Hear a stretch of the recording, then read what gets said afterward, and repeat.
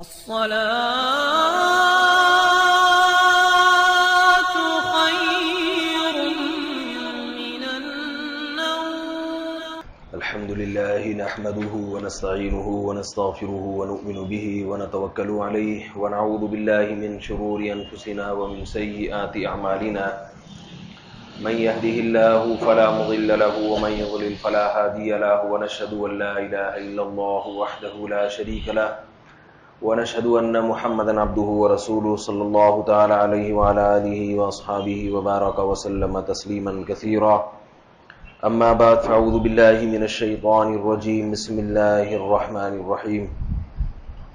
واعبدوا الله ولا تشركوا به شيئا وبالوالدين إحسانا وبذي القربى واليتامى والمساكين والجار ذي القربى والجار الجنب والصاحب بالجنب وابن السبيل وما ملكت أيمانكم إن الله لا يحب من كان مختالا فخورا.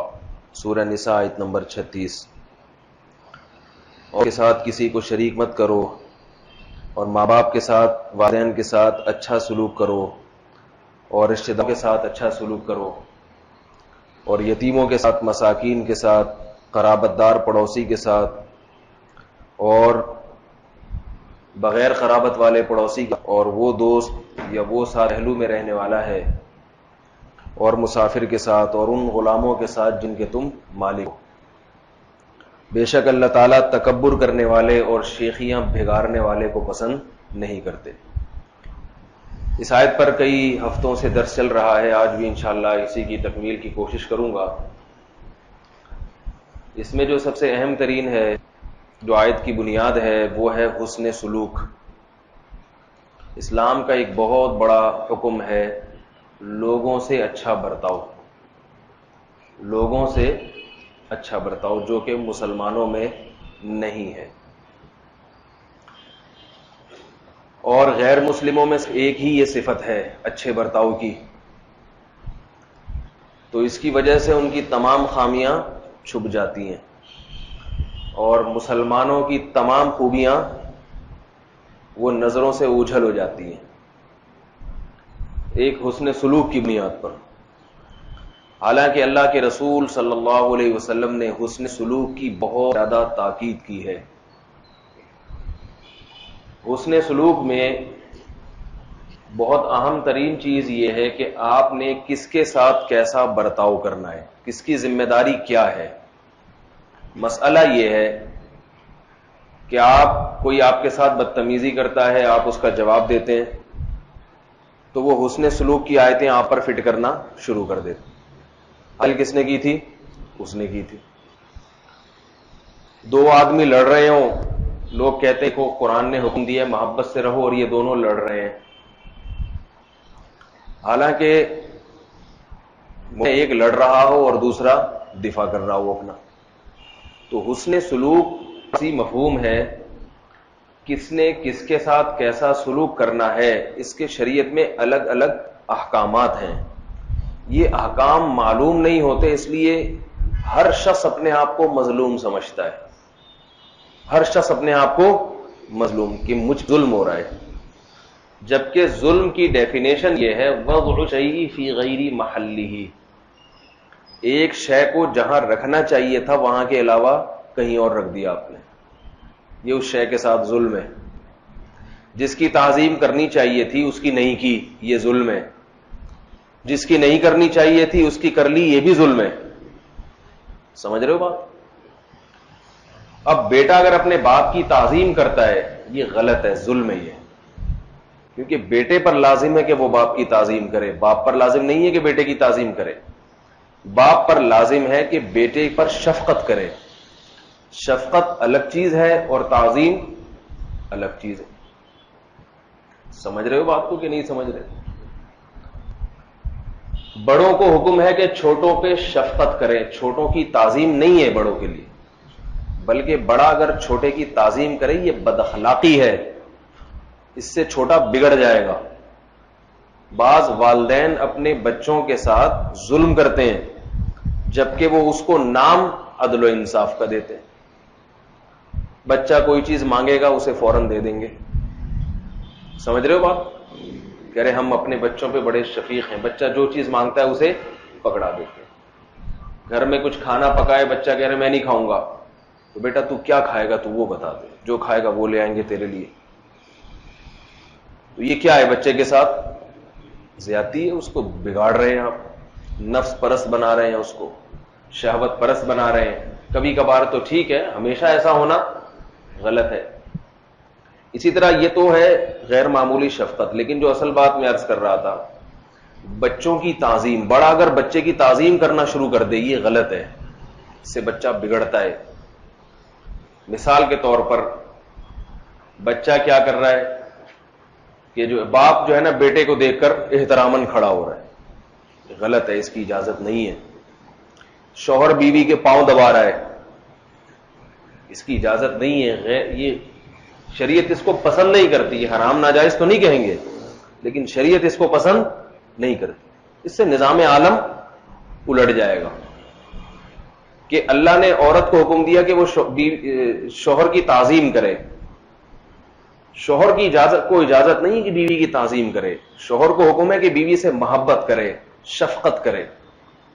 سمجھ میں آ رہی ہے بات؟ شفقت محبت الگ چیز ہے, تعظیم الگ چیز.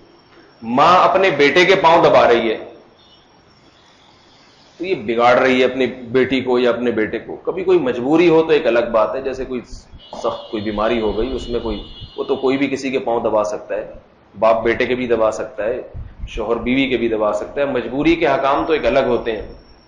عام نارمل حالات میں ہمارے حضرت مفتی رشید احمد صاحب رحمہ اللہ تعالی فرمایا کرتے تھے کہ کوئی بات تنبیہ کے لیے ہونا تو بیوی کا ہلکا سا کان مروڑ دو, تھوڑا سا. کوئی بہت زیادہ ستا رہی ہو نا تو تھوڑا سا کان مروڑ دو.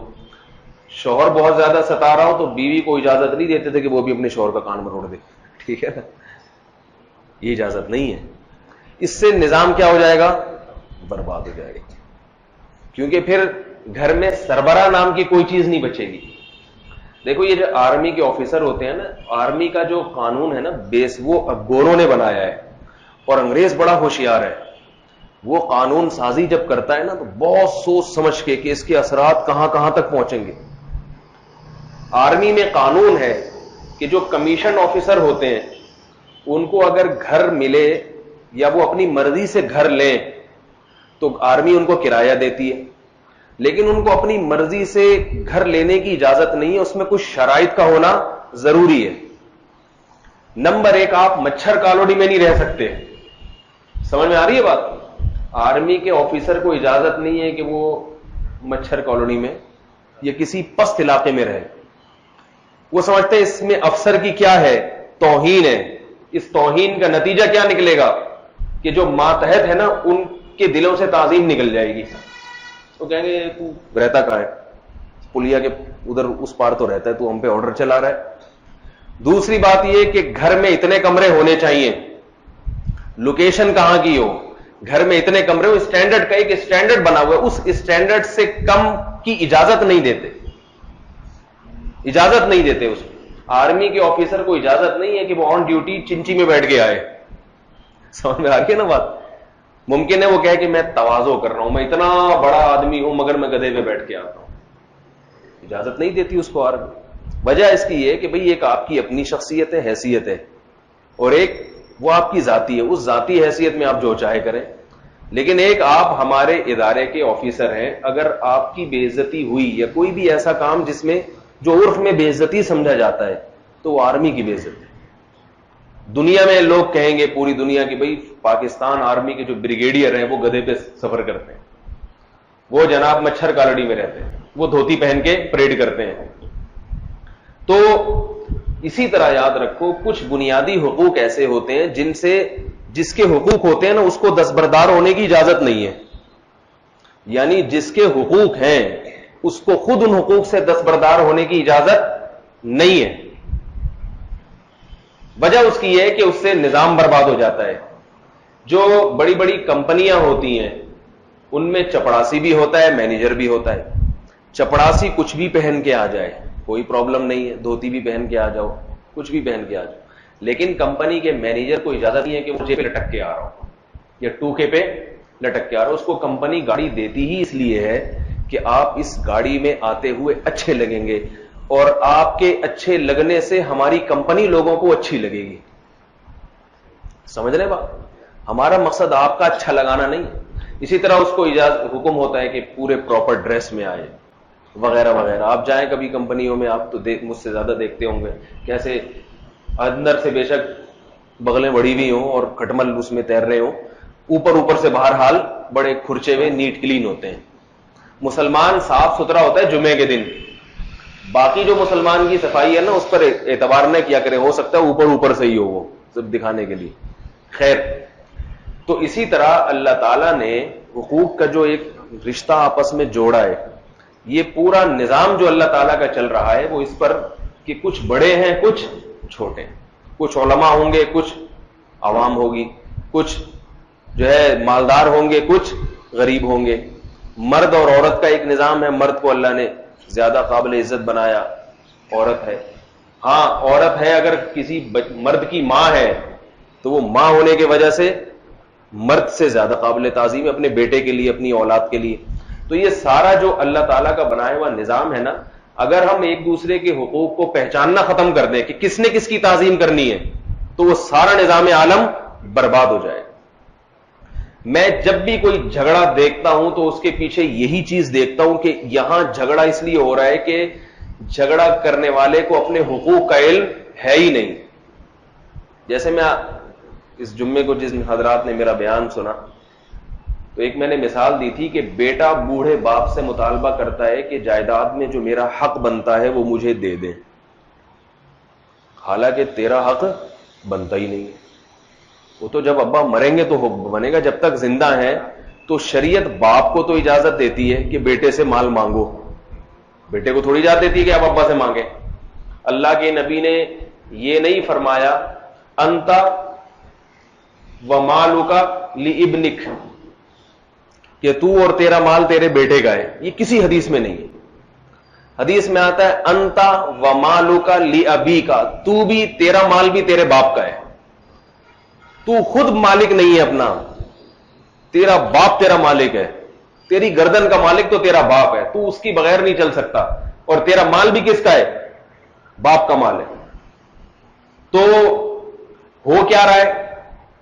اب بوڑھا باپ اگر مطالبہ کرے نا بیٹے سے کہ بیٹا تو نے جو اتنا کمائے تو میں نے تجھے پڑھایا لکھایا اور یہ اب ذرا مجھ پہ بھی خرچ کیا کر, کچھ نہیں تو کم از کم گٹکے کے پیسے تو دے دیا کر, سگریٹ کے پیسے تو دے دیا کر. آج جو ہے نا بوڑھے لوگ گٹکوں کے لیے ترس رہے ہیں, ان کی وہ جیب خرچی نہیں ہوتی ان کے پاس. تو میں تو جس چیز کے لیے ترس رہے ہیں وہی مثال دوں گا نا آپ کو. لوگ کہتے ہیں بار بار کیا گٹکا آتا ہے, بھائی جو مثال چل رہی ہے وہی دوں گا. لوگ مجھے آ کے کہتے ہیں کہ اتنے پیسے بھی نہیں ہے کہ 5 سگریٹ خرید لوں اس سے, اتنے پیسے بھی نہیں ہے. لوگ مثال جس چیز کی دیں گے تو بھائی وہی بات بیان کی جائے گی. تو وہ اگر مطالبہ کرے تو کچھ بات سمجھ میں آتی ہے. پھر ہم بیٹے سے کہیں گے بھائی تمہارے ابا جب کہہ رہے ہیں تو دے دیا کرو, خوش کر دیا کرو ان سے. وہ آگے بتائے کہ میری یہ مجبوری ہے, میری بیوی بچوں کا خرچہ کم ہو جائے گا. پھر ہم بتائیں گے ہاں بھائی اتنا دو اتنا نہ دو وغیرہ وغیرہ. ہوگا کیا ہے الٹا, بیٹا آ کے کہہ رہا ہے کہ ابا سے کہ مجھے میرا حصہ دے دو. یہ بھی کہتا نا کہ مجھے اپنا حصہ دے دو. باپ جب بیٹے سے مانگتا ہے نا تو وہ یہ نہیں کہتا مجھے میرا حصہ دو, وہ کہتا ہے تمہارا جو مال ہے نا اس میں سے مجھ پہ خرچ کرو. اور بیٹا ابا سے کیا کہتا ہے؟ یہ نہیں کہ ابا آپ کی جو جائیدادیں ہیں نا اس میں سے مجھے کچھ دے دے, نہ نہ نہ. وہ کمبخت آگے کہہ رہا ہے کہ میرا حصہ جو اس میں سے بنتا ہے نا وہ مجھے دے دیں. اس کمبخت کو یہی نہیں پتا کہ تیرا بھی کچھ بھی نہیں بنتا. وہ تو جب ابا کا انتقال ہوگا تو چونکہ قبر میں میت کے ساتھ مال نہیں جا سکتا, میت مال کو استعمال کرنے کی اہل نہیں ہے, تو مجبوری میں شریعت نے قانون ضابطہ بنایا بھائی کہیں نہ کہیں تو ٹھکانا ہے نا اس کو, تو اب اولاد میں اور بیوی بچوں میں ٹھکا دیا جائے اس کو. سمجھ رہے ہو بات؟ کچھ زندہ ہے تو کچھ بھی نہیں. تو جھگڑے ہوتے ہیں. ایک جھگڑا آج کل یہ بھی بہت ہوتا ہے سسرالیوں میں. سسرالیوں میں یہ جھگڑا بہت ہوتا ہے کہ داماد صاحب کو یہ اعتراض ہوتا ہے کہ میں جب سسرال جاتا ہوں تو میرا احترام نہیں ہوتا. معذرت کے ساتھ دکھتی رگوں کو پکڑ رہا ہوں میں آپ کی, سمجھ رہے؟ میرا احترام, ایسے عجیب عجیب مکھنچو بھی ہم نے دیکھے ہیں زندگی میں. میں جاتا ہوں تو احترام نہیں ہوتا.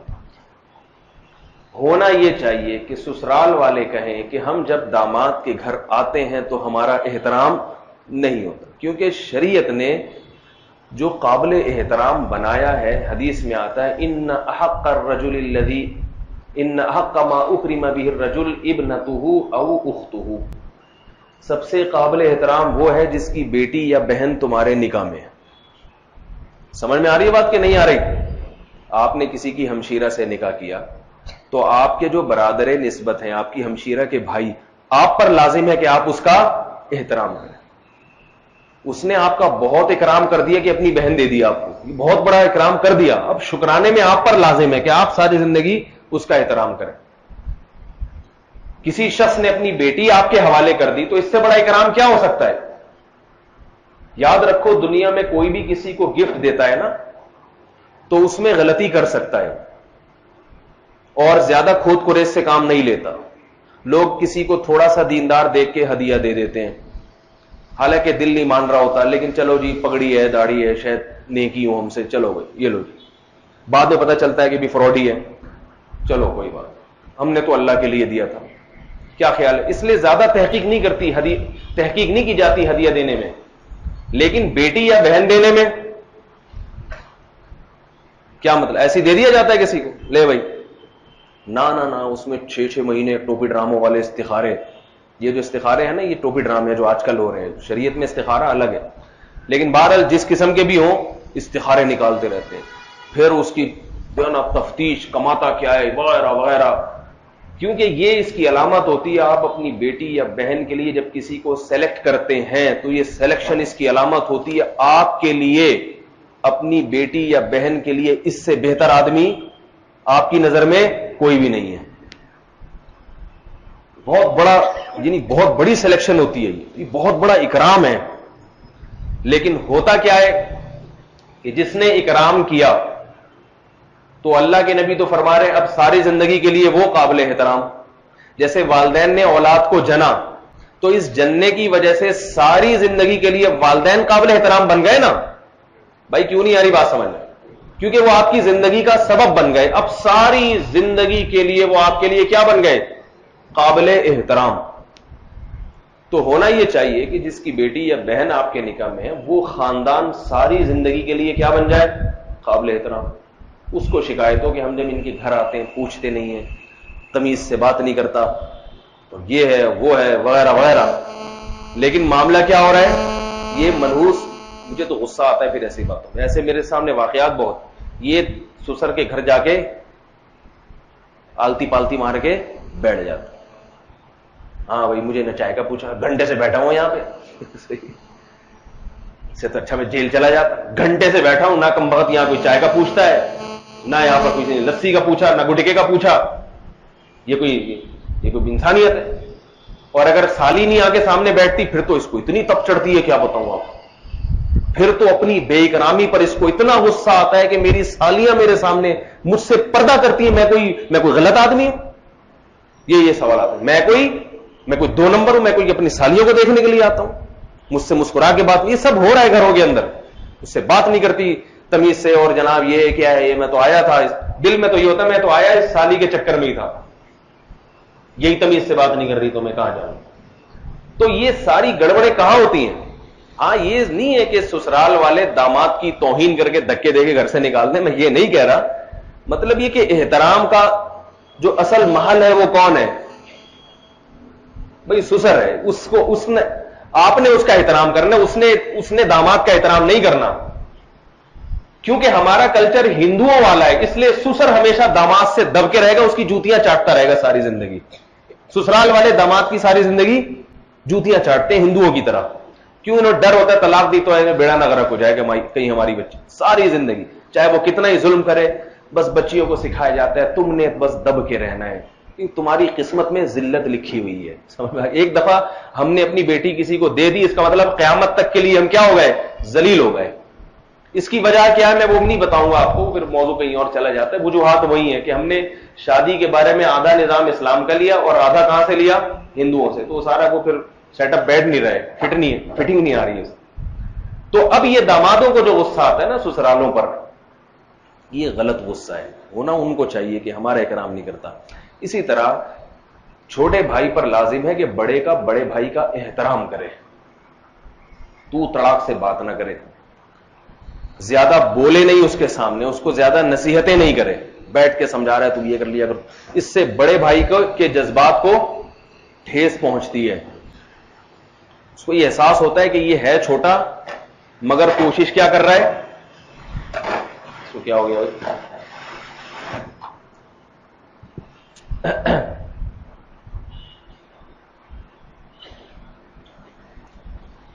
تو اس کو یہ احساس ہوتا ہے کہ یہ ہے چھوٹا مگر بڑا بننے کی کوشش کر رہے ہیں.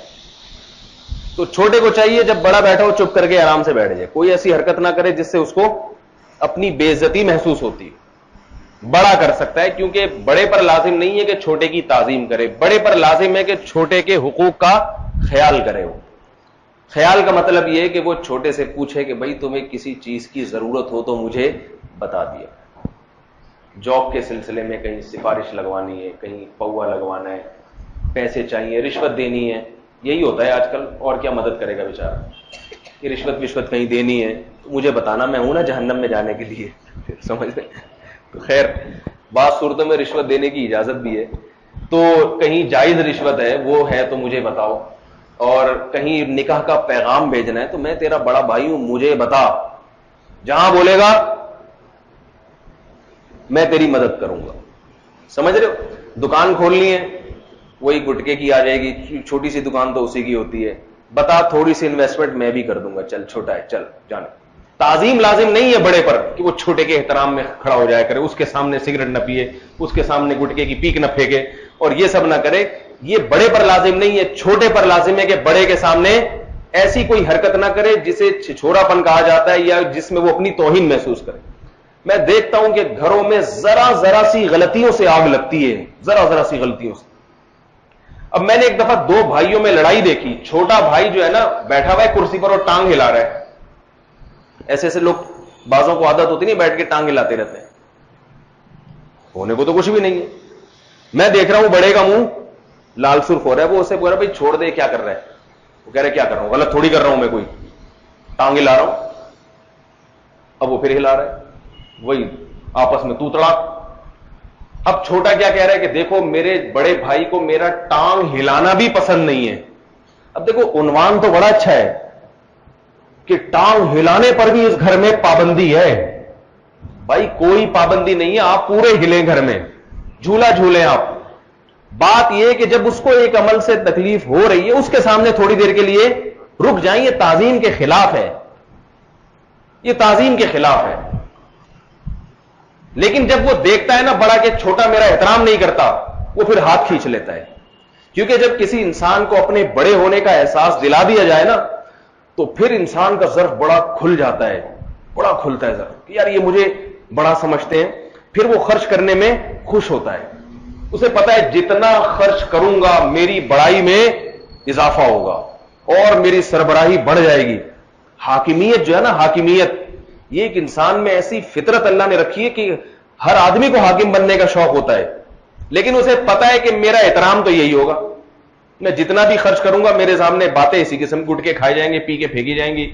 ہم نے اپنے بعض گھروں میں دیکھا ہے, بعض خاندانوں میں دیکھا ہے, چھوٹا بھائی سگریٹ پیتا ہے مگر جب بڑا بھائی آئے گا تو سگریٹ کو پھینک دے گا.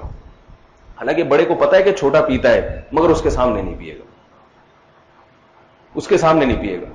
اور اس میں نے دیکھا کہ بڑا چھوٹے کے لیے سگریٹ لے کر آ رہا ہے. یعنی عجیب بات, بڑا نہیں پیتا سگریٹ لیکن اسے پتا ہے چھوٹا بیٹا چونکہ پیتا ہے, چھوٹا بھائی, لہذا یہ اس کے لیے باہر سے جب آئے گا نا تو سگریٹ کے ڈبے لے کر آئے گا. خود لا کے دے رہا ہے مگر چھوٹے کی ہمت نہیں کہ بڑے کے. سگریٹ پینا اچھی بات نہیں ہے, غلط چیز ہے. میں مثال اس لیے دے رہا ہوں کہ دیکھیے, مثال دیکھی میں نے, یہ چھوٹا احترام میں بڑے کے سامنے سگریٹ نہیں پی رہا اور بڑا چھوٹے کے لیے سگریٹ کے ڈبے لا کے دے رہا ہے. تو کیسی عجیب مثال ہے. تو اگر گھروں میں بڑے کا تھوڑا سا احترام آ جائے نا, تھوڑا سا, زیادہ نہیں, تھوڑا سا, اس کے سامنے ٹانگ نہ ہلائیں, بیٹھے ہوئے جھوم رہے ہیں سامنے ناک میں انگلی گھما رہے ہیں, اور اس کو یہ کہ بھائی ادھر ادب, بڑے بھائی جان بیٹھے ہوئے ادھر تمیز, بولے نہیں زیادہ, نصیحت نہیں شروع کر دیں. کوئی معاملہ ہو بھئی یہ ہے نا بڑے ہیں, یہ ان سے بڑا خود ہی ریفر کر دے کہ بھئی یہ زیادہ اس معاملے میں تیز ہے, اس سے پوچھ لو. میری اپنی عادت یہ ہے کہ میں جب میرے گھر کے بڑے حضرات بیٹھے ہوئے ہوتے ہیں تو میں کوشش کرتا ہوں فون پہ مسائل بھی نہ بتاؤں، کیونکہ اس میں بھی ایک تھوڑا سا فنٹر بننے کی کوشش ہے. ان کو نہیں پتا، مجھے پتا ہے. سمجھنے بات؟ کوشش کرتا ہوں کہ فون پہ مسائل نہ بتاؤں، کیونکہ جب آتے ہیں نا درد میں تو کہیں بھی بیٹھا ہوں مسائل واٹس ایپ پہ ادھر ادھر آنا شروع ہو جاتے ہیں. وہ آ رہے ہیں میں بجا رہا ہوں، ایسا لگتا ہے یہ مہمان خصوصی یہ ہیں، ہم سارے تیل بیچنے کے لیے بیٹھے ہیں یہاں پہ. بڑا تو یہی سمجھے گا نا اس دعوت میں ہم بیوقوف ہیں، ہم سے تو کوئی کچھ پوچھ نہیں رہا. یہ ہمارے سامنے کا بچہ یہ بیٹھ کے ہم سے بڑا فنٹر بنا ہوا ہے. ہاں وہ خود ہی کہے کہ بھائی بتا دو یار، فون آ رہا ہے اٹھاؤ، جو پوچھ رہے بتا دو. پھر ایک اچھا لگتا ہے کہ بھائی اس نے خود ہی کہہ دیا. تو یہ ساری ادب و آداب. اسی طرح ہمارے کوئی استاد بھائی بھائی کے سامنے تو پھر بھی بتا دیتے ہیں، لیکن اگر کوئی استاد بیٹھا ہوا ہے جو ہم سے بڑا علم ہے، اس کے سامنے ہمت نہیں ہوتی کہ ہم سے کوئی مسئلہ پوچھے اور ہم بتا دیں. نہیں بھائی، ہم سے بڑے بیٹھے ہوئے، ہم سے پوچھا، ہم تو جاہل ہیں، ہمیں تو کچھ آتا ہی نہیں. ہم نے اپنے بڑوں کو دیکھا کہ ان کے استاد جب بیٹھے ہوتے تھے، ہمارے ایک استاد سے بہت بڑے مفتی ابھی بھی ہیں، اللہ ان کی عمر میں برکت دے. ان سے کسی نے مسئلہ پوچھا، مسئلہ جب پوچھا تو ان کے استاذ بیٹھے ہوئے تھے. استاذ کا مطلب ان کے استاذ نہیں، یعنی اس مدرسے کے استاذ سے جو ان سے سینئر تھے. سمجھ رہے بات کو؟ سینئر تھے مگر ان کے استاذ نہیں تھے، صرف سینئر ہونے کی بنیاد پر کہ ایک عامی شخص نے مسئلہ پوچھا تو یہ چپ بیٹھے ہوئے. میں چھوٹا تھا طالب، میں نے کہا تو آپ سے مسئلہ پوچھ لیں. ہم تو اسکول کالج سے آئے تھے، میں تو تمیز کے علاوہ سب چیزیں تھیں. اسکول کالجز میں عجیب حساب کتاب ہے جو ہوتا جا رہا ہے. یہ نائجیریا سے ایک صاحب نے بتایا کہ ان کو بحری جہاز میں ایک نائجیرین ملا، وہ پاکستان میں قرآن حفظ کر کے گیا تھا، اس نے اردو بھی جانتا تھا. اس نے بتایا کہ ہمارے ایک رشتہ دار کو بتایا کہ میں جب نائجیریا میں نے آ کے یہ بتایا کہ ہم جب استاذ کے ساتھ چلتے تھے تو استاذ سے پیچھے رہتے تھے، آگے نہیں نکلتے تھے. جب کہیں جا رہے ہیں جیسے نماز کے لیے یا کہیں بھی تو استاذ کے پیچھے پیچھے رہتے ہیں، آگے نہیں نکلتے. اور استاذ تھے ہمارے چھوٹے قد کے تو ان کے قدم تھے چھوٹے، اور یہ نائجیریا کے لمبے، تو لمبے قدم والے آدمی کو تو آہستہ بھی چل کے آگے نکل جاتا ہے. کہہ رہے ہمیں چھوٹے چھوٹے قدم لیتے تھے ہم تاکہ، اور آہستہ آہستہ چلتے تاکہ استاذ سے آگے نہ نکل جائے. تو وہ کہنے لگا وہ شخص کہ میں جب یہ بات نائجیرین کو اپنی قوم کو بتاتا ہوں ان کو یقین نہیں آتا، وہ کہتے ہیں جھوٹ بول رہا ہے یہ. اتنا ادب دنیا میں کہیں بھی کسی قوم میں نہیں ہو سکتا کہ اپنے ٹیچر کے آگے ہی نہ چلے وہ. تو یورپ میں جو ہے نا، امریکہ میں، ان کے ہاں تو ٹیچر اور استاذ کا احترام اکرام یہ سب پرانے زمانے کی پرانی باتیں، ان کا تصور ہی ختم ہو چکا ہے. سمجھ رہے بات کو؟ تو کم از کم ہم مسلمان ہیں، ہمیں اس کلچر کو زندہ رکھنا ہے اپنے معاشرے میں. ادب تمیز گھروں کے اندر، بڑا بھائی چھوٹا بھائی، بڑی بہن چھوٹی بہن کا خیال کرنا ہے. ہم نے اپنے بعض حضرات میں دیکھا اپنی بڑی بہن کا بڑا احترام کرتے ہیں، اس سے ڈرتے ہیں. تو یہاں کون ڈرتا ہے؟ تو اس لیے جو ہے نا یہ، تو وہ استاذ بیٹھے ہوئے تھے، ان سے کسی نے مسئلہ پوچھا، وہ مسئلہ نہیں بتا رہے، بلکہ عامی کو اشارہ کرنے، بھائی ان سے پوچھو، مجھ سے کیوں پوچھ رہے؟ وہ کہہ رہے حضرت میں آپ سے پوچھنے آیا ہوں. کہہ رہے ہیں وہ کیا کر رہے ہیں؟ ان سے پوچھے. پھر بڑے نہیں کہا کہ آپ بتائیں، میں نہیں بتا رہا، پھر بتانا شروع کیے انہوں نے. ہے تو بظاہر یہ بڑا تکلف، لوگ کیا ٹینشن پالی ہوئی ہے، جس سے پوچھا بتا کے فارغ کرے 2 منٹ میں. لیکن یاد رکھو جس قوم سے ادب تمیز نکل جائے نا، وہ پھر انسانیت سے نکل جاتی. ہم دیکھو قرآن مجید کو پڑھتے ہیں، چومتے ہیں، باوضو ہاتھ لگاتے ہیں، اوپر آرام سے رکھتے ہیں. انگریز اس پہ بھی پریشان ہوتا ہے. ایک عیسائی نے کہا ایک علماء سے کہ تم لوگ پتہ نہیں کیا کرتے ہو اپنی کتاب کے ساتھ. ہم نے تو جب بائبل پڑھنی ہوتی جہاں بڑے آرام سے مطالعہ کیا، رکھ کے چلے گئے، تمہارے یہاں بڑے تکلفات ہیں. تو ان عالم نے جواب دیا انہی تکلفات کی وجہ سے ہماری کتاب محفوظ ہے اور تمہاری محفوظ نہیں ہے. یہ تکلفات ہیں کہ جو قوم اپنی کتاب کو زمین پہ نہیں رکھ سکتی وہ اس میں تحریف کیسے برداشت کرے گی، وہ اس کی توہین کیسے برداشت کرے گی. تم نے بائبل کو ایک انگلش کی کتاب بنا لیا ہے، اللہ کی کتاب تو سمجھتے ہی نہیں، انگلش کا ایک ناول کی طرح پڑھتے اور ناول بنا لیا تم نے اس کو. تو ادب تمیز کتابوں کا ہمارے حضرت اس کے بڑے خلاف تھے کہ لوگ قلم سے زاربند ڈالتے ہیں. ناڑا کس سے ڈالتے ہیں؟ پین سے. بہت ہوتا ہے یہ گھروں میں، وہ سلائی نہیں مل رہی، زاربند ڈالنا چلوانے، لا بھائی پین نکال ٹھیک ہے. حالانکہ شریعت میں قلم کا احترام ہے، مقدس چیز ہے، مقدس. قلم سے علم دنیا میں چاہے دینی علم ہو یا دنیاوی علم، جتنا علم پھیلا ہے کہاں سے پھیلا ہے؟ قلم سے. اللہ نے قلم کی قسم اٹھائی ہے.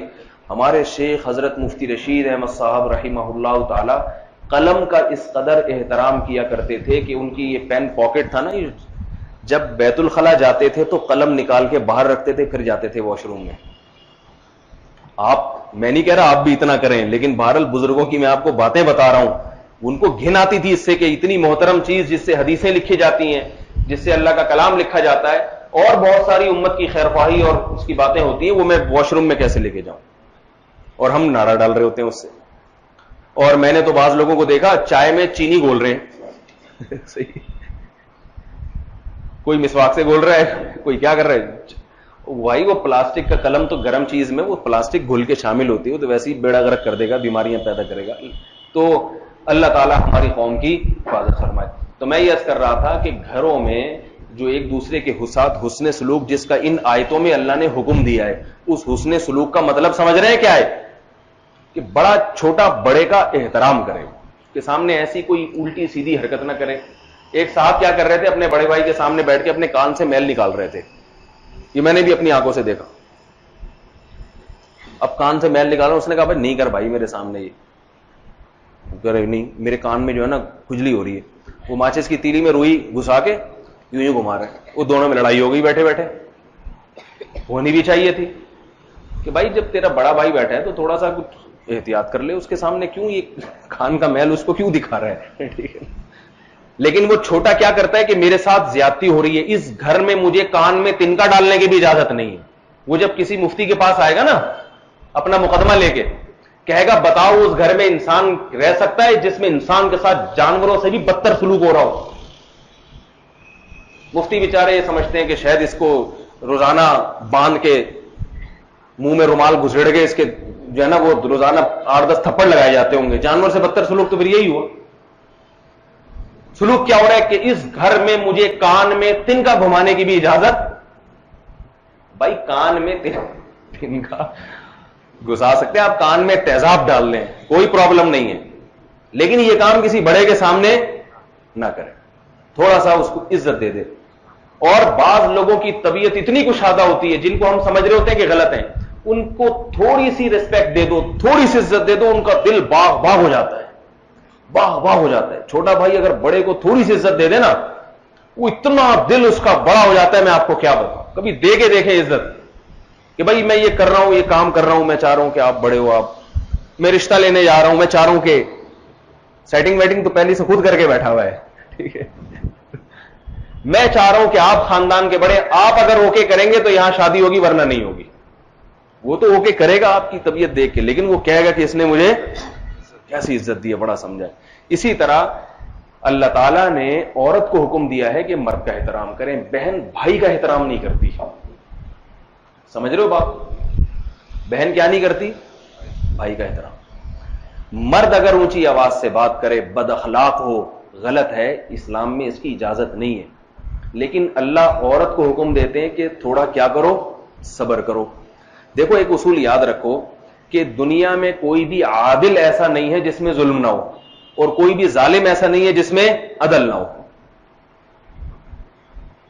ہم کیا کرتے ہیں، کسی کی وہ برائی جو نمایاں ہو رہی ہے نا، اس برائی کو تو دیکھتے ہیں، اور اس کے جو احسانات کی طویل فہرست ہے جو ابھی یا بعد میں ہوگی، وہ ہماری نظروں سے اوجھل ہو جاتے ہیں. اس کی مثال کچھ دن پہلے ایک مقدمہ آیا، میاں بیوی کا جھگڑا رہتا تھا. بیگم یہ کہتی تھی کہ میرا میاں کنجوس ہے. میاں کیا ہے؟ کنجوس. اس خاتون نے اپنے بیٹے کو بھی بگاڑ دیا کہ تمہارے ابا کنجوس ہیں، کھل کے خرچہ نہیں کرتے. اور ہوتا بھی ایسے تھا، بیٹا جب ابا سے کچھ مانگتا، ابا پوری انکوائری کرتے ہیں، کتنے کا گٹکا آئے گا، اس میں سے تمباکو کتنے کا، اور یہ وغیرہ وغیرہ، ایک ایک چیز کی نا انکوائری. عام طور پہ گھروں میں ایسا ہوتا نہیں ہے، بیٹا کچھ مانگتا ہے ابا دے دیتے ہیں. وہ انکوائری کرتے تھے پوری. اب ماں نے بیٹے کو ورغلا دیا، کس کے خلاف؟ باپ کے خلاف. بیٹا جو ہے نا لوگوں کے سامنے، میرا ابا ایسا ہے، میرا ابا ویسا، میرا ابا یوں، میرا ابا وہ، خرچ نہیں کرتا. میرے سامنے یہ بالواسطہ کیس آیا. میں نے ان سے کہا یہ جو تم 200 گز کے گھر میں رہتے ہو تمہارے باپ کا ہے؟ باپ کا مطلب سمجھتے ہیں؟ واقعتاً تمہارے باپ کا ہی ہے. یہ تمہارے باپ نے دیا تمہیں, یہ خرچہ نہیں کر رہا وہ. تو اگر تمہیں گھر سے نکال دے تو کیا یہ اتنا بڑا عالیشان گھر بنا سکتے ہو؟ تمہارے پاس اتنا ہے بنانے کے لیے؟ اور 20-25 سال سے اس گھر کے گیس بجلی کا بل کون دے رہا ہے بھائی؟ بولے نا آپ لوگ, باپ دے رہا ہے کہ نہیں دے رہا؟ 20-25 سال سے گیس بل میں اس نے ایک دفعہ نہیں کہا کہ اب بل زیادہ آ گیا بیٹے تم بھی دو گے, یا بیوی سے کہو اب محترمہ آپ دیں گی یہ بل. ساری زندگی کس نے بل دیا؟ باپ نے بل دیا. لاکھوں میں رقم پہنچتی ہے وہ, لاکھوں میں. میں نے کہا گھر میں جو آٹا دال راشن آ رہا ہے نا, بنیادی جو بیسک خرچے ہوتے ہیں وہ آپ کا, وہ کون کھلا رہا ہے آپ کو؟ اس نے کہا ابا لے کر آتے ہیں. میں نے کہا 5, 10, 20 روپے اور تعلیم کے لیے وہ 1000 روپے نہیں دیے, اس میں 20,000 نہیں دیے, یہ چھوٹے چھوٹے خرچے, اس کی بنیاد پر باپ سے لڑائیاں ہو رہی ہیں اور باپ کو بدنام کرتا پھر رہا ہے دنیا میں. تو اتنے بڑے بڑے احسانات کے جو پہاڑ ہیں وہ نظر سے اوجھل ہیں اور چھوٹے چھوٹے داغ دھبے نظر آ رہے ہیں. تو اس لیے میرے بھائی یہ دنیا کو تو بیوقوف بنایا جا سکتا ہے, قیامت کے دن سوال ہوگا اس بارے میں. اولاد کو اجازت نہیں, اگر باپ اس کے بنیادی خرچے اٹھا لیے اس نے, اب اولاد اپنے باپ کو کنجوس نہیں کہہ سکتی. یہ نہیں کہہ سکتی میرا باپ, آپ یوں کہیں کہ دوسرے کے ابا ذرا زیادہ سخی ہیں, میرے تھوڑے سے کم سخی ہیں. یہ بھی سخی. کنجوس وہ ہوتا ہے جو آپ کو بچپن میں ایڈی سینٹر میں جمع کرا کے آ جائے, بولے میں نے پیدا تو کر دیا, پال نہیں سکتا میں اس کو, خرچہ وہ کرے گا میں نہیں خرچہ کروں گا. اور کنجوس وہ بھی ہوتا ہے جو میں اکثر مثال دیتا ہوں, ایک صاحب نے اپنے بچوں کو ساری زندگی پڑھایا لکھایا, جب ان کی جاب ہوئی پوری رپورٹ پیش کر دی کہ جی پیدائش پہ اتنا خرچہ ہوا تھا, سمجھتے, اور اسکول پہ اتنا, اور یہ اتنا اور اتنا, اور یہ سارا مجھے کما کے لوٹا دو. یہ بھی کنجوس, یہ بھی غلط ہے. اس میں بیٹا اگر باپ سے بدگمان ہوتا ہے کہ میرے ابا کس قسم کے ہیں, تو بدگمان ہونے کی کوئی وجہ سمجھ میں آتی ہے. تو حقوق کا تعین نہیں ہے کہ میری ذمہ داری کیا ہے, مجھے کیا کرنا چاہیے تھا اور سامنے والے کو کیا کرنا چاہیے تھا. اسی طرح ایک چھوٹی 2-4 باتیں اور بتا دوں, یہ گھروں کی ہوتی ہیں, گڑبڑیں ہوتی ہیں اس سے گھروں میں. سسرالوں میں جب جھگڑے ہوتے ہیں نا, آج کل جھگڑے تو زیادہ سسرال کے ساتھ ہی ہوتے ہیں, فلسطینی اور اسرائیلی آپس میں لڑتے رہتے ہیں. ان میں گڑبڑ یہ ہوتی ہے کہ آپ نے کوئی بات اپنی زوجہ کو سمجھانی ہے, اس کو ڈانٹنے کے بجائے آپ سسرال فون کر کے سسر اور سالوں کی ایسی کی تیسی کر دیتے ہو. نہیں آ رہی بات سمجھ میں؟ جب میاں بیوی میں محبت کے حالات ہوتے ہیں تو کبھی فون کر کے یہ نہیں کہتے یہ سب جو محبت ملی آپ کی وجہ سے ملی ہے مجھے, ہے بھائی, یہ جو ہم اتنا عرصہ محبت سے رہے ہیں یہ سب آپ نے اتنی اچھی بیٹی مجھے دے دی تھی اس لیے ہوا. جہاں پھڈا ہوا, چاہے غلطی بیوی کی کیوں نہ ہو, وہ ساری ذمہ داری کس پر؟ ادھر وہ تمہاری بہن نے میرے ساتھ یہ کر دیا اور تمہاری جو ہے نا بیٹی نے یہ کر دیا میرے ساتھ, اور میں دیکھتا ہوں سالے تمہاری.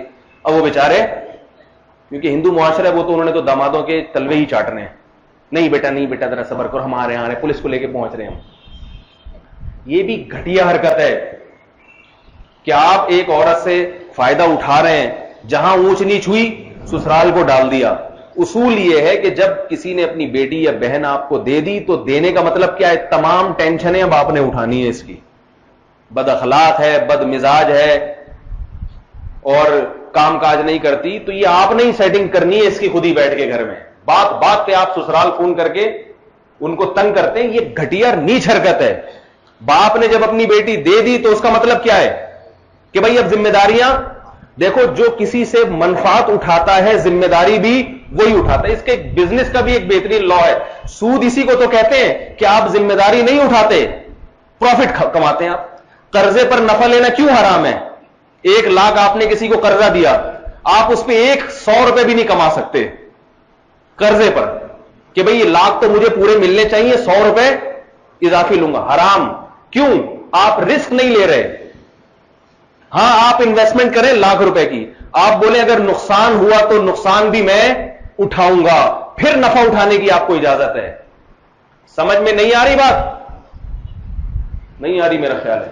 شریعت اپنے پیسے سے ایسا نفع اٹھانے کی اجازت نہیں دیتی جس پیسے کا آپ نقصان اٹھانے کا تحمل نہیں کرتے, کہ جلیبیاں سارا کڑوا کڑوا تھو تھو اور میٹھا میٹھا ہپ ہپ. جب تک بیگم کے ساتھ اچھا حساب کتاب گزر رہا ہے بہت اچھی ہے, جہاں لڑائی فوراً کیا کیا, سسرال, آپ کی بیٹی, آپ کی بہن, اس کو سمجھا لو. جیسے خطاب ہوتا ہے نا لندن سے ایسے ویسے ہڑتال کی دھمکی، اس کو سمجھا لو ورنہ میرے سے برا کوئی نہیں ہے. بھائی اس کو خود ہی سمجھا لو. آپ مرد ہو، محبت سے سمجھا سکتے ہو، محبت سے نہیں تو جو ٹھکائی ٹھکائی جو ہلکی پھلکی اسلام اجازت دیتا ہے وہ گھر میں ہی نپٹا لو. سمجھ رہے ہو بات؟ گھٹیا حرکت ہے. اپنے گھریلو مسائل کہاں لے کے جانا؟ سسرال کے پاس، اسی کو وہی سمجھا لو. ہاں بعض دفعہ ایسا ہوتا ہے کہ وہ خود کہہ رہی ہے کہ مجھے اپنے ابا کو امپائر بنانا ہے. خواتین کی بھی یہ حماقت ہوتی ہے کہ چھوٹی چھوٹی بات پر اپنے ابا اور بھائیوں کو لے آتی ہیں. اور یہ میں آپ کو بتاؤں، ہماری عمر کم ہے مگر تجربے بہت ہیں. جو عورتیں چھوٹی چھوٹی باتوں پہ اپنے باپ اور بھائی کو لاتی ہیں نا، وہ اپنے میاں کو باپ بھائیوں سے تو لڑا دیتی ہیں ہمیشہ کے لیے، بدگمان کر دیتی، خود پھر سیٹ ہو جاتی ہیں اپنے میاں کے ساتھ. پہلے لڑوائیں گے اچھی طریقے سے، لڑو. وہ جو داماد کے دل میں سسر کا بھائی کا احترام تھا وہ کیا ہو جاتا ہے؟ ختم. وہ بیچارہ بڑا نیک شریف، جب بھی سسر صاحب آتے ہیں احترام سے. پھر جب بیگم نے خود ہی لے جا کے ان کو امپائر بنا کے لایا کہ لڑو، تو وہ نتیجہ کیا نکلتا ہے؟ آپس میں نفرتیں. تو یہ خواتین بہت کرتی ہیں یہ کام. میں ایسی خواتین کو کہتا ہوں کہ بھائی گھر کے مسئلے گھر میں نمٹاؤ. اپنے میاں سے بولو نہ آپ وہاں جائیں گے نہ میں وہاں جاؤں گی، جو ہے لڑ کے اسی کمرے میں ہی ختم کرنا ہے. یہ بندوق ہے، یہ ڈنڈا ہے، سر جس نے جس کا پھاڑنا ادھر ہی پھاڑے، باہر رپورٹ نہیں جائے گی. الا یہ کہ کوئی علیحدگی کی باتیں شروع ہو جائیں، خلا طلاق تک نوبت آئے، پھر ایک الگ حساب کتاب ہے. تو یہاں بھی ایک گھٹیا پن کیا ہے اب ہوتا ہے. جو میں اصل بات بتانا چاہ رہا تھا، آپ کا اپنی بیگم سے پڈا ہوا، آپ نے سسر صاحب کو فون کر کے سنایا. انسان میں غیرت آتی ہے جب وہ اپنی بہن یا بیٹی کی برائی سنتا ہے نا اپنے داماد کے منہ سے، اس کا خون کھولتا ہے. یہ بہت غضب آتا ہے اس کو. اپنی بیٹی یا بہن کے معاملے میں انسان بہت حساس ہوتا ہے. جب اس کو غضب آتا ہے نا پھر وہ سنا دیتا ہے آگے سے. پہلے تو بیچارہ تھوڑا سا سنے گا کہ یار کوئی گھر نہ بگڑ جائے، لیکن ایک ہفتے کے بعد سناتا ہے. پھر نتیجہ پھر پتہ ہے کیا کہتا ہے؟ اب یہ کہتا ہے میرے ساتھ حسن سلوک، بولو بھائی نہیں. ایک تو بیگم تنگ کر رہی ہے، اوپر سے میرے سسرال والے بجائے اس کے کہ سنیں الٹا مجھے وہ گالیاں دے رہے ہیں، لہذا وہ اور زیادہ. تو اس کمبخت کو یہی نہیں پتا کہ غلطی تیری تھی اس کی نہیں تھی. بھائی یہ تیری بیوی ہے، یہ تیری محکوم ہے، وہ تیرے غلام تھوڑی ہے، وہ تو تیرے باپ کی جگہ ہے. سمجھ میں آ رہی ہے بات کہ نہیں آ رہی؟ کیسے سمجھاؤں یار ان لوگوں کو میں. تو آپ آرڈر اس پہ چلا سکتے ہیں کہ تم یہ نہیں کرو، تم یوں نہیں کرو. اللہ نے آپ کو حاکم بنایا، اپنی بیگم پہ حاکم بنایا، اپنے سالوں پہ حاکم نہیں بنایا کہ ان کو آپ بولے تو یوں کر دے، تو یوں کر دے، ایسا کر دے تو ویسا کر دے. تو یہ غلط ہے. اسی طرح جہاں کچھ معاملات ایسے ہوتے ہیں، یہ کیونکہ گھروں میں تو یہی لڑائیاں ہوتی ہیں اس لیے میں ان کا تذکرہ کر رہا ہوں. تو بھائی پہلے اپنی ذمہ داریوں کو انسان سمجھے کہ کس نے حسن سلوک، ہر ایک کا مطلب ایک جیسا نہیں ہوتا ہے. باپ کا اولاد کے ساتھ حسن سلوک کی ڈیفینیشن الگ ہے، اولاد کی اپنے باپ کے ساتھ حسن سلوک کی ڈیفینیشن الگ ہے، آپ کے پڑوسیوں کے ساتھ حسن سلوک کی ڈیفینیشن الگ ہے، آپ کی اپنی بیوی کے ساتھ حسن سلوک کی تعریف الگ، اور سالی کے ساتھ حسن سلوک کی تعریف کی جو ہے نا وہ الگ ہے. بیگم کے حسن کی تعریف کرنا یہ بیوی کے ساتھ حسن سلوک ہے، پڑوسن کے حسن کی تعریف کرنا یہ حسن سلوک ہے. ایک گھٹیا اور کمینہ پن ہے. سمجھ رہے ہو بات کو کہ نہیں سمجھ؟ سالی کے بارے میں تمہاری بہن ماشاءاللہ بہت اللہ تعالیٰ اس کو اور حسن عطا فرمائے، یہ گھٹیا حرکت. جس کی حسن کی کرنی چاہیے اس کی تعریف نہیں کر رہا، جس کی نہیں کرنی چاہیے اس کی تعریف کر رہا ہے. تو یہ سارا حساب کتاب ہے. اسی طرح اللہ تعالیٰ نے گھر میں جب ابا اماں میں اختلاف ہو جائے، رائے میں باپ اور ماں میں اختلاف، جو کہ ہوتا آ رہا ہے شروع سے ہی، جب سے شادی ہوئی تھی اس وقت سے ہوتا آ رہا ہے، ہوتا ہی ہے. تو اس وقت سے اختلافات ہوتے ہوتے اسی اختلافات میں بچے بھی ہو جاتے ہیں، بچے بھی جوان ہو جاتے ہیں. گھر میں اگر اختلافات ختم کرنے ہیں نا، آپس کی جنگیں، تو جس گھر میں بچے زیادہ ہوتے ہیں نا اس گھر میں اختلافات کم ہوتے ہیں. بتا دوں آپ، کیونکہ بیگم کے پاس مصروفیت ہوتی ہے بچوں کو سنبھالنا، اور ابا بھی بچوں کو دیکھ کے آنکھیں ٹھنڈی کرتے رہتے. جہاں ایک آدھ بچے کے بعد مسئلہ ہوا بریک، تو آپ سمجھو یہ بچے تھوڑے سے بڑے ہوئے، ذمہ داریاں ختم، اب آپس میں ان کے لیے، ان کے پاس لڑنے کے لیے اب کوئی کام نہیں ہے. اب یہ جتنا لڑے کم ہے، جتنا لڑے کم ہے، کیونکہ ایک خام میں بیٹھ کے لڑتے رہتے ہیں.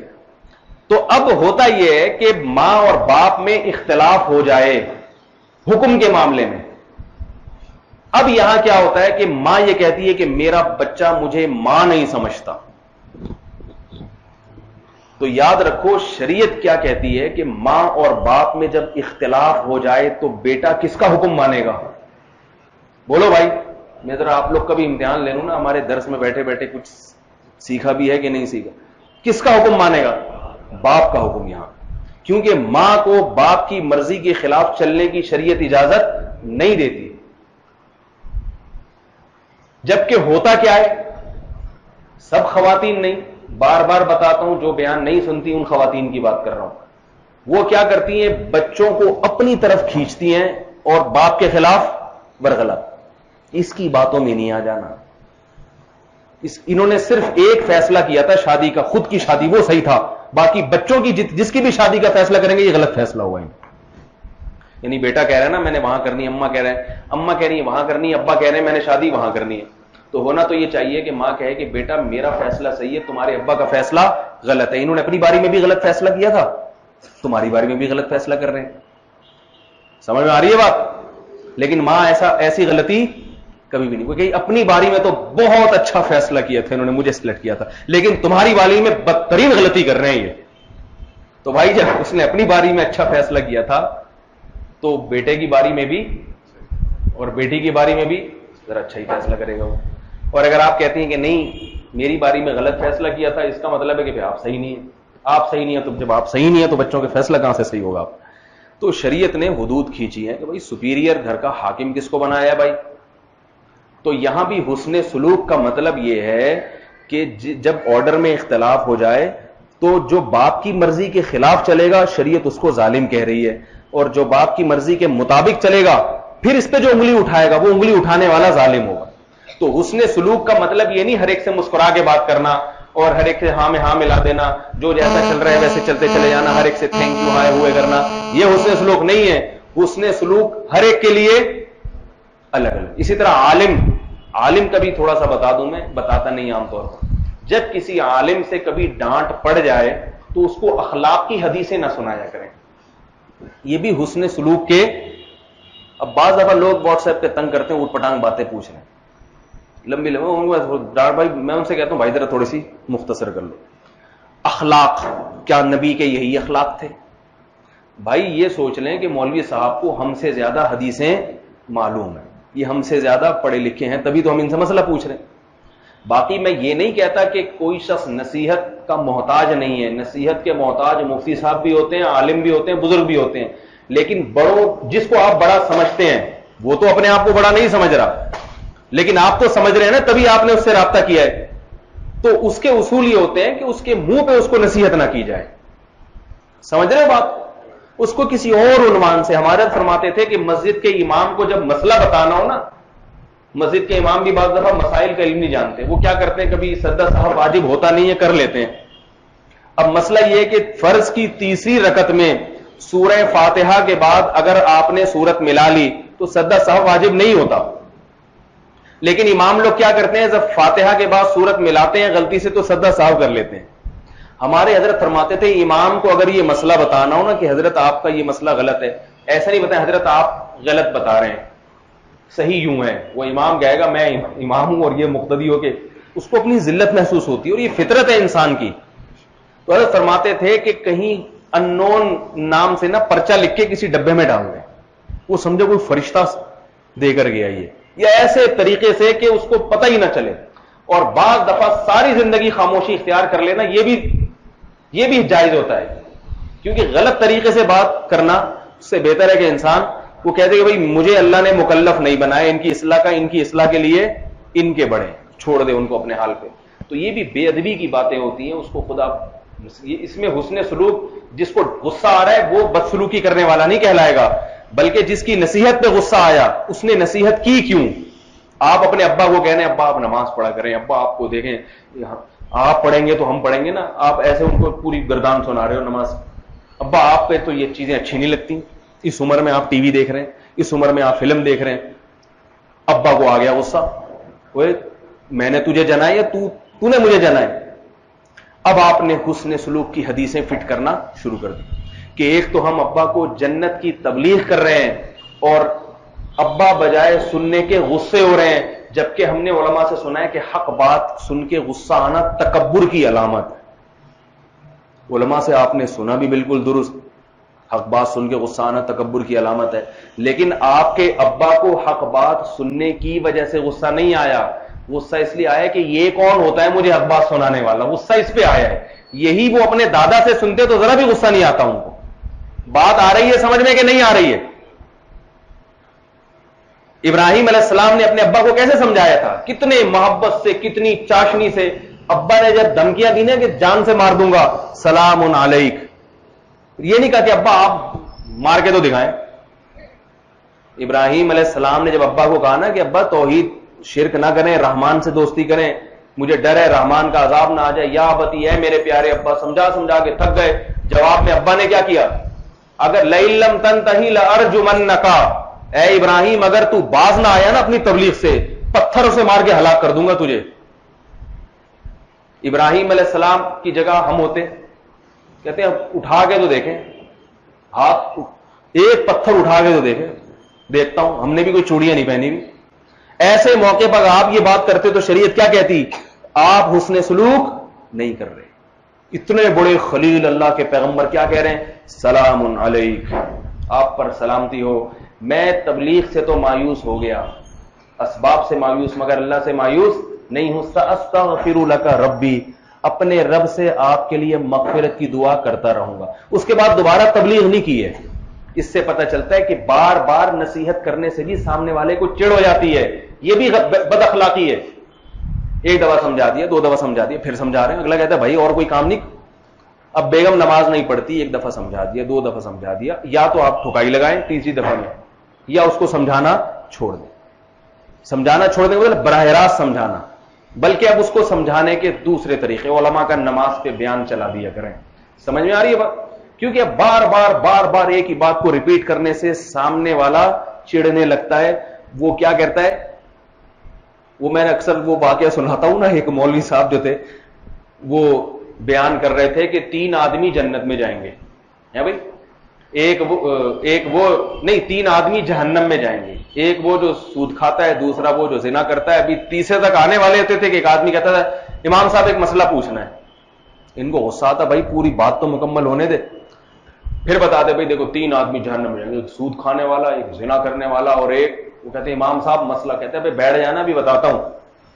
پھر وہ ایک 3 آدمی جہنم میں جائیں گے، ایک سود کھانے والا، ایک جو ہے وہ زنا کرنے والا۔ وہ پھر کھڑے ہوئے، امام صاحب نے کہا تیسرا یہ جائے گا۔